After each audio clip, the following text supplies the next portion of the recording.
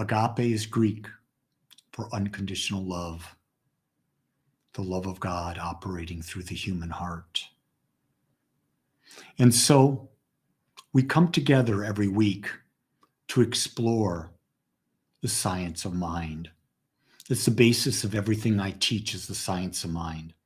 And so today, it's been a while, I thought I'd talk about what is the science of mind so that you would have a better idea. You could become clearer as to what it is we're talking about here every Sunday. And then you can start to question everything that I'm talking about, because I don't want you to believe anything I say. I want you to prove things for yourself, think things for yourself, so that you become the master of your thoughts.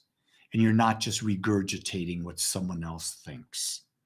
Because until you prove it for yourself and you own it, it's just theory. And theory doesn't work. It just falls away by the wayside when things get tough. So one of the two things that we talk about at Agape is meditation.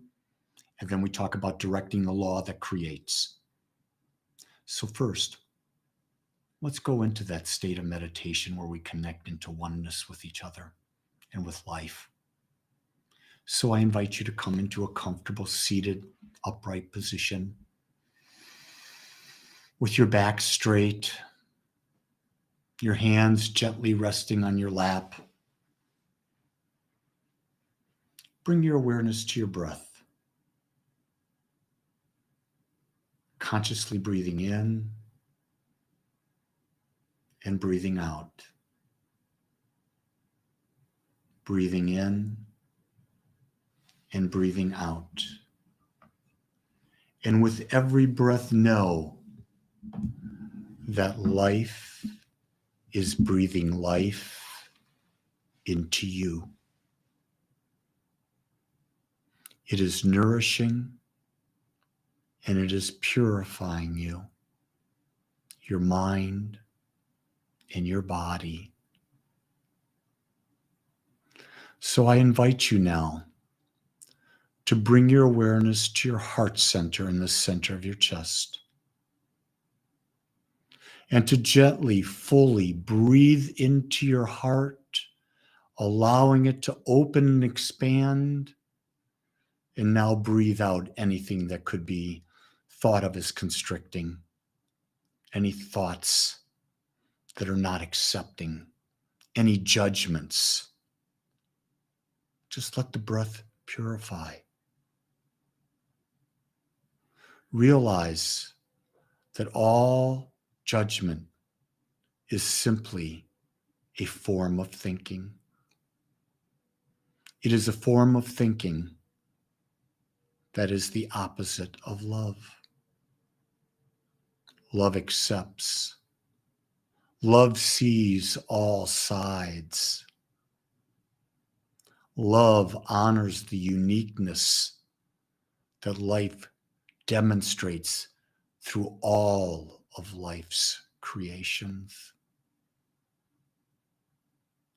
Know that you are an individualization of infinite intelligence.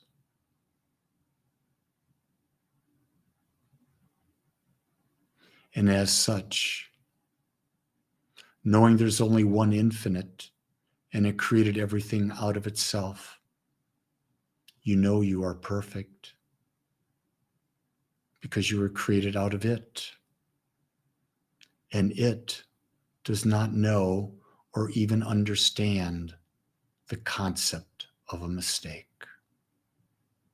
Everything that it creates is perfect, and everything it creates is unique. I am unique. You are unique. Everyone and everything is unique. It is in the embodiment of this idea that we're free to live as an observer. We're free to love life, which means to accept life as it is and then to create the experience we choose by using our thoughts. So in this place of connection and oneness, the embracing of love for ourselves, for others, and for life, we are restored to a state of love, our natural and our original state. And in this state, start to bring your awareness back into your body, into this time, into this place, into this day. And when you're ready, open your eyes, put a smile on your face, and welcome back. So today, I want to talk about what is the science of mind. You hear about it all the time, but basically, the science of mind is a philosophy. It's a practical spiritual philosophy developed by Ernest Holmes in the early 1900s. It's not something that he created. It's the assimilation of all the best that he read about religions, science, psychology, and philosophy. He took it all, he assimilated it into all of one work that he called The Science of Mind, and he gave it to the world. And it's a practical way of living. And I think Ernest wrote 42 or 43 different books, all of them centered on the science of mind. And so one of the things that we start out with is the idea is that the greatest discovery that humans have ever made is that they have the ability to think. You and I have the ability to think. Every human being on the planet has the ability to think. Ergo, the focus of the science of mind is on the power of the mind and the belief that we create our own reality through our thoughts and beliefs. We believe there's one mind. It is infinite, it is all-knowing, it is everywhere presence. And that through this mind, we create our life.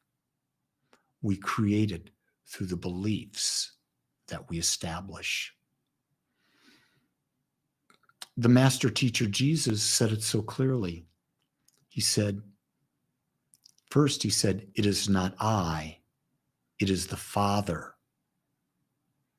When I look at that, that's where I go into meditation and I connect with what Jesus referred to as the Father, I refer to as the infinite, the allness of everything.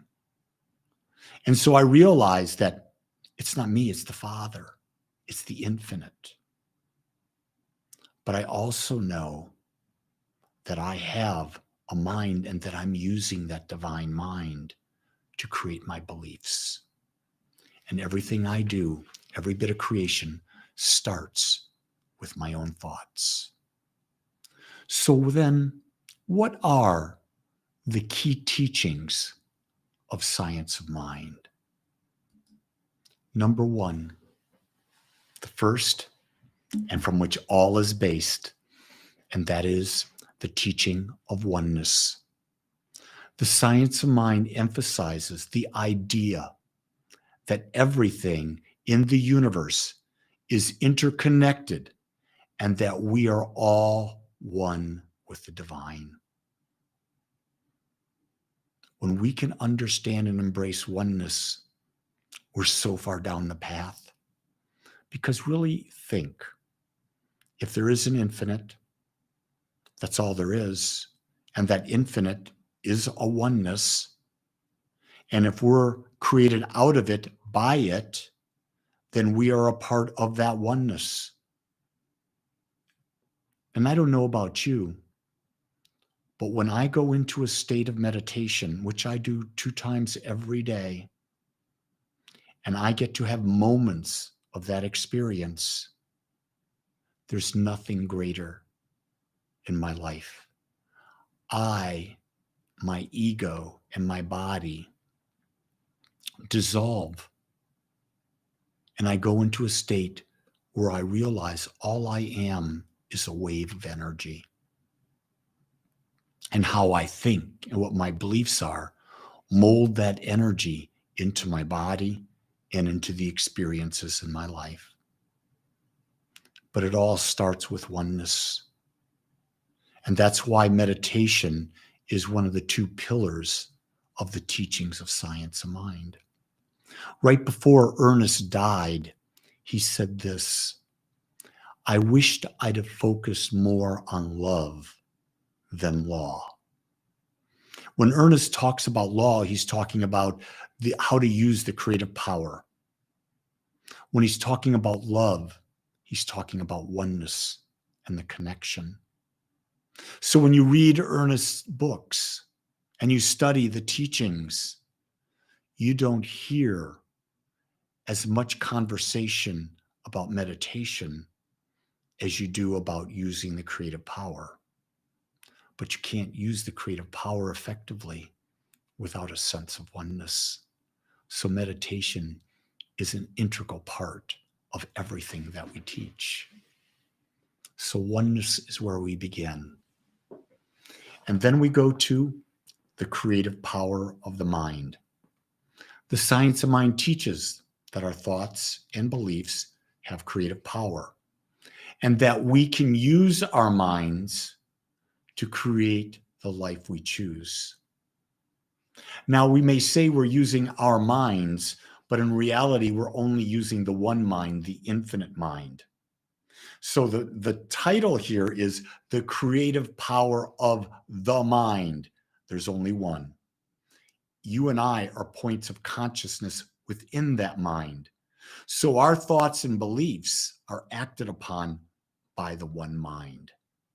So we've got oneness, and because of oneness, there's one mind, and there's the creative power that exists within it that you and I are directing 24/7, 365 by the nature of our thoughts, that which we hold consciously and unconsciously. The law sees it as a mold, it fills it, it makes it so. The next aspect is the law of attraction. And you've heard this. There's been so much talk about the law of attraction, Abraham, the movie, The Law of Attraction, The Secret. The Science of Mind teaches that like attracts like, and that we attract into our lives where we focus our energy.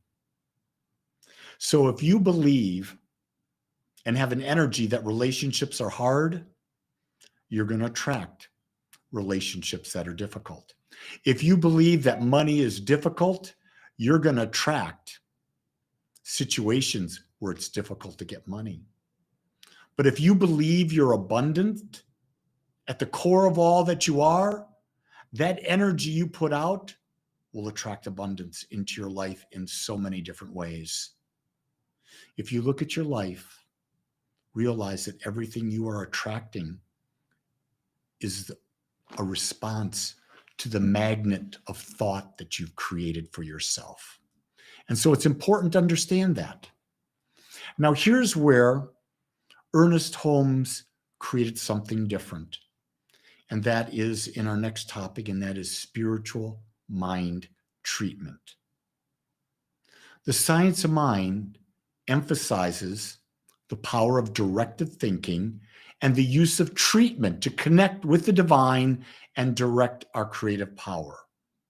Spiritual mind treatment in Ernest Holmes was, we might refer to it as affirmative prayer. It's prayer that is not asking or beseeching. Because when you're asking or beseeching, you're realizing, I got to go outside myself to get what I want. But that's not what Science of Mind teaches. Science of Mind teaches you get who you become.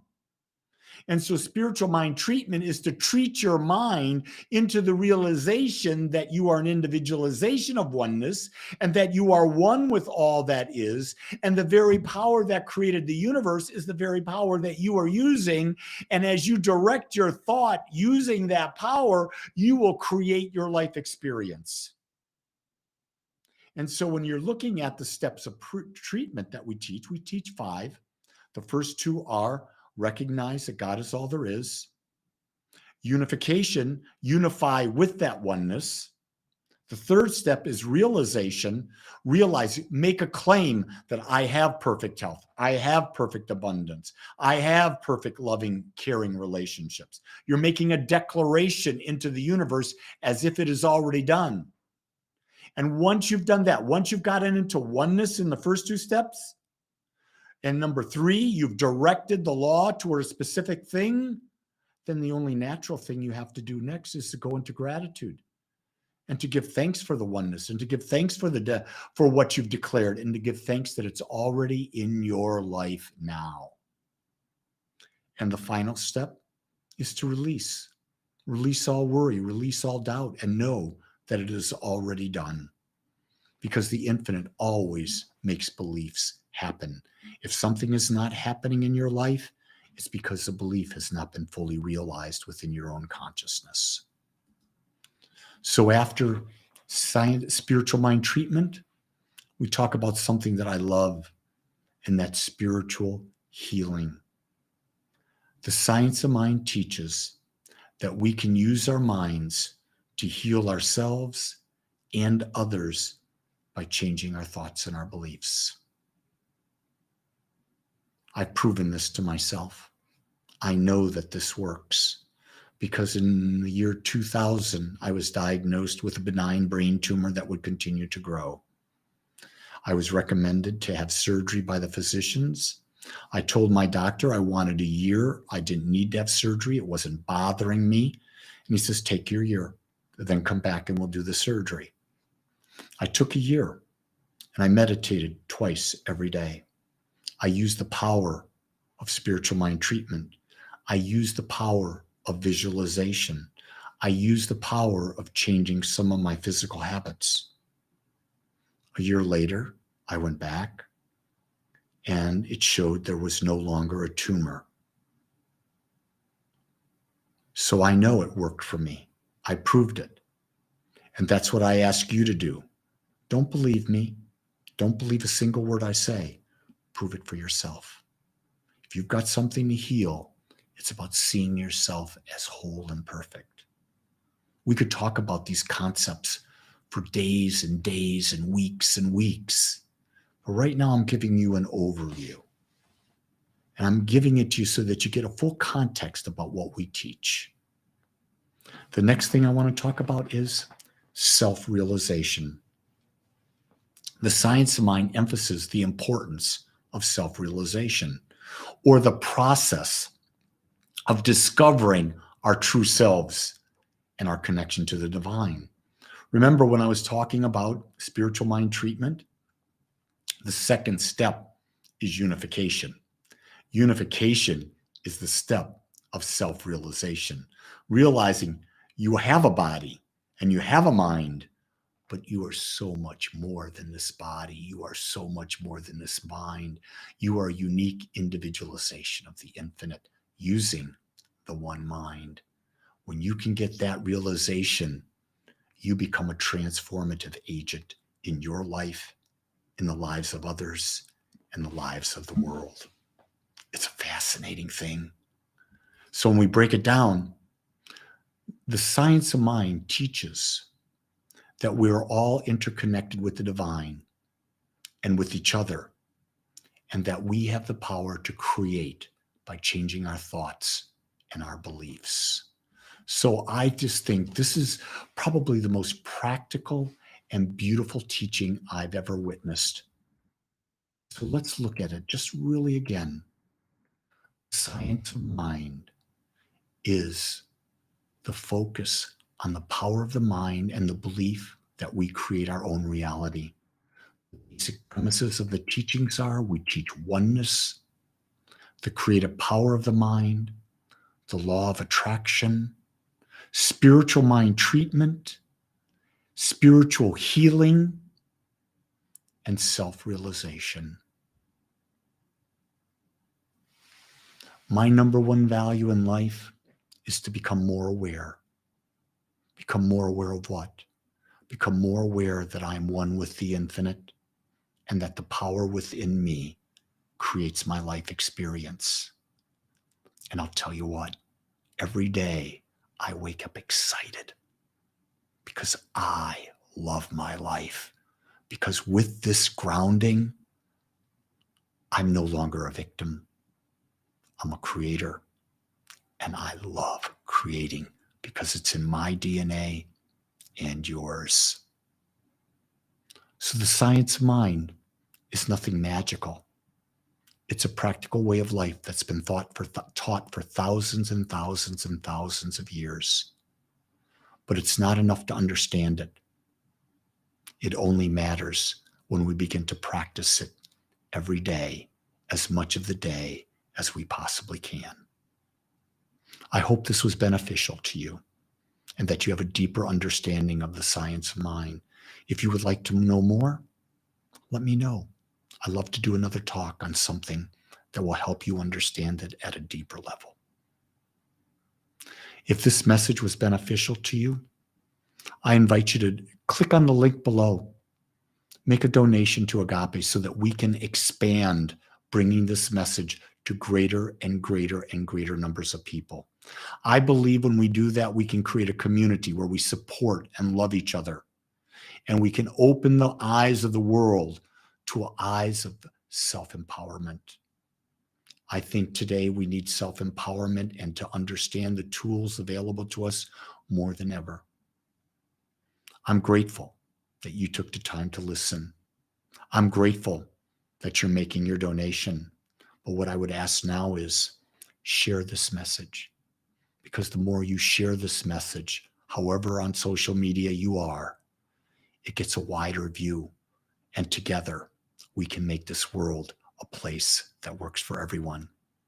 Until next week, know that you are loved simply because you are. Aloha.